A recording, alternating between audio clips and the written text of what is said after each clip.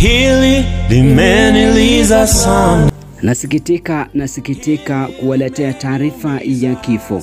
Nasikitika kuwaletea taarifa ya kifo kutoka kwa familia ya Imbusi. Jamii ya Patobo na familia ya Imbusi inayoongozwa na dada Ana, ndugu zake wanasikitika kuwatangazia kifo cha baba yao Jotham Imbusi Mwaka. Nimeumia sana. Aliyoaga dunia tarehe 15 mwezi wa 11 mwaka 2025 Jumamosi jioni. Mwili wa marehemu ulihifadhiwa katika chumba cha kuhifadhi wafu cha Chumoi. Marehemu amewacha nyuma mke, watoto, wajukuu, vitukuu wengi sana. Alikuwa nguzo muhimu katika familia yake na pia jamii pana ya Makale Chekulo.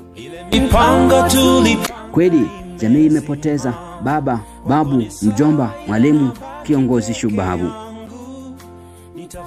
Kwa mujibu wa taarifa kutoka kwa familia, mjango wa pamoja kwa ajili ya maandalizi ya mazishi utafanyika Jumapili, yani hapo kesho tarehe 23 mwezi wa 11 mwaka 2025 katika eneo bunge la Malaba Chekulo Makale area kuanzia saa 8 ya mchana.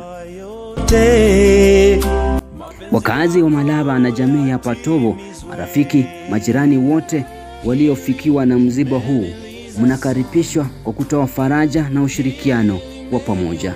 Msikose kufika siku hiyo ya Jumapili.